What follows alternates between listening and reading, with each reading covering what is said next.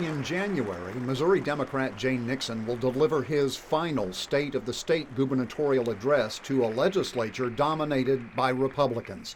It will be an election year, but for the first time in a long time, Nixon's name won't be on any ballot. How strange is it not to be involved in that sort of business right now? Strange could be seen as a pejorative term, and the term that comes to mind for me is far more liberating than strange.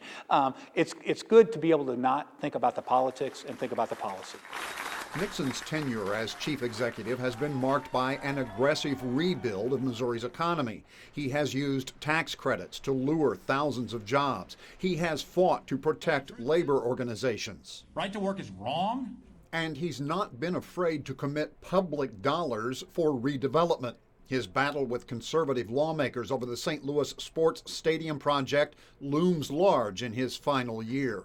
The conventional wisdom, Governor, is that you know in your heart of hearts that if you ask the voters of Missouri to approve that, they won't do it, and that's why you won't ask them. Well, you don't vote on economic development projects, you use the tools you have.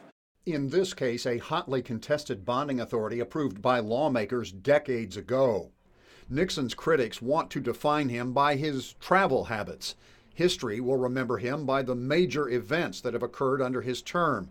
Early on, the Joplin tornado challenged his ability to marshal resources. What did the president say to you this morning? He pledged whatever it takes to make sure we get this area rebuilt. It took a while, but Joplin did recover. And I'm just real proud of the outcome of that. And then there's Ferguson. This is a test. The eyes of the world are watching. Nixon's critics ripped him for failing to use the National Guard effectively. We shoot back! We shoot back! One even laid the responsibility for the violence at his feet. A human rights violation which our governor allowed to happen. Certainly there was some things that happened which were deeply disappointing. You know, some buildings were damaged and things like that.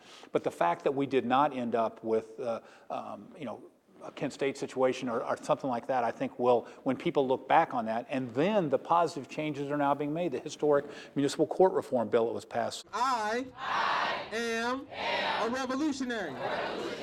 Fast forward to the situation at Mizzou. If Ferguson doesn't happen a year ago, does this happen now?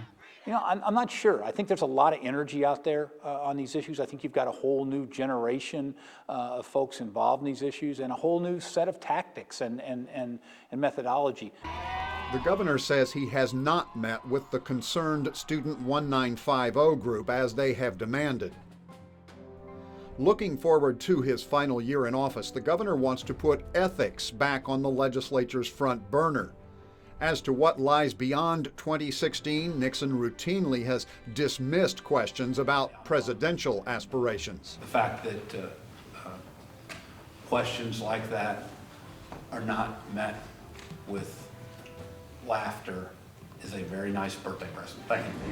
But that does not mean he would not accept an appointed position in a Hillary Clinton or Bernie Sanders administration. I'm pretty sure about a couple of things. I'm not going to be a lobbyist. I'm not going to be the guy that folks like Kermit Miller are going to call and say, well, this governor 5 years from now, do you think he did the right thing or the wrong thing? I'm not going to be that person. If somebody has the guts and courage to run for governor and gets elected by the people, I'm going to be supportive of that person to succeed.